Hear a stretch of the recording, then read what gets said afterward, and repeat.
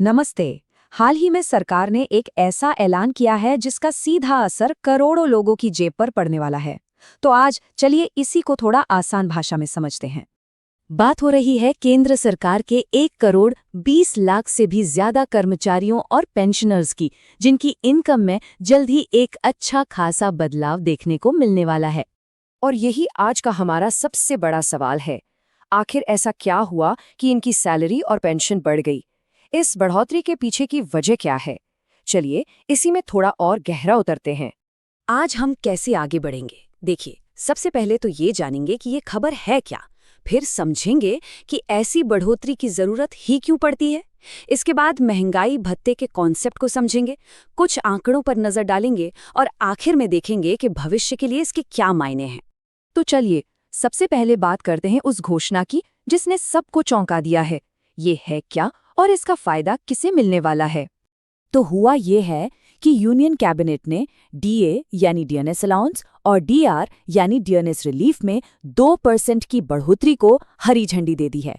मतलब जो भत्ता पहले बेसिक पे का 58% था, वो अब बढ़ के हो गया है 60%। और ध्यान देने वाली बात यह है कि ये इजाफा 1 जनवरी 2026 से लागू होगा।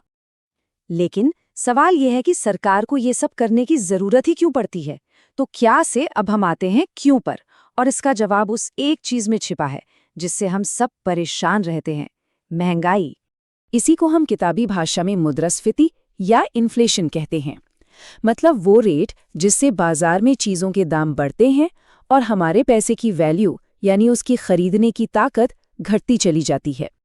इस बात को ऐसे समझिए, सैलरी स्लिप पर लिखा नंबर तो वही रहता है, पर बढ़ती महंगाई की वजह से आप उतने ही पैसे में पहले से कम सामान खरीद पाते हैं।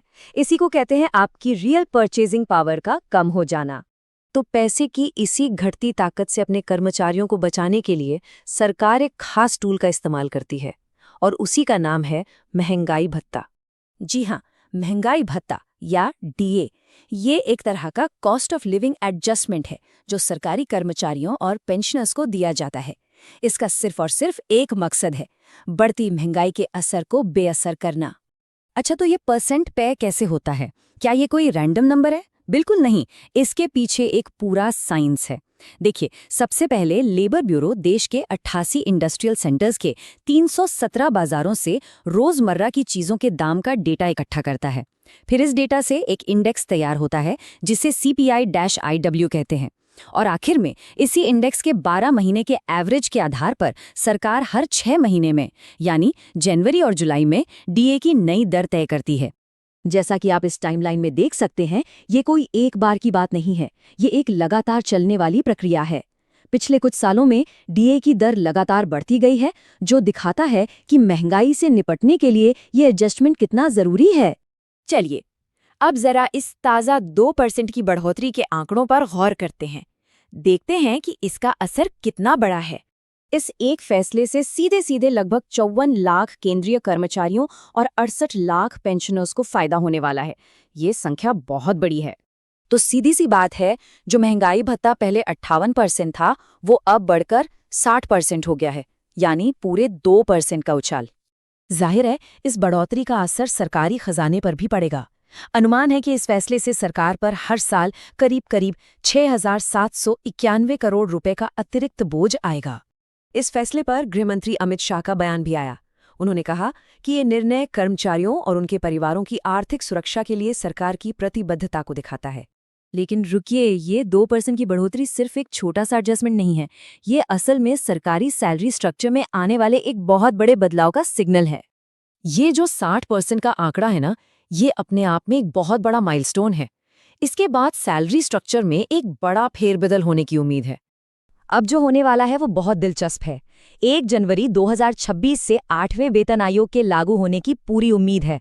जब ऐसा होगा तो ये जो अब तक का पूरा 60% डीए जमा हुआ है, उसे बेसिक सैलरी में ही मर्ज कर दिया जाएगा, यानी बेसिक सैलरी ही बढ़ जाएगी। इसके बाद डीए का मीटर वापस 0 पर सेट हो जाएगा। लेकिन असली बात यह है कि अब जो नया डीए कैलकुलेट होगा वो उस बढ़ी हुई बेसिक सैलरी पर होगा। मतलब भविष्य में मिलने वाला हर 1% डीए पहले से कहीं ज्यादा होगा। तो असल में ये सिर्फ एक छोटी मोटी बढ़ोतरी नहीं है, ये आने वाले कई सालों के लिए पूरी सरकारी सैलरी और पेंशन सिस्टम को एक तरह से रीसेट करने की तैयारी है।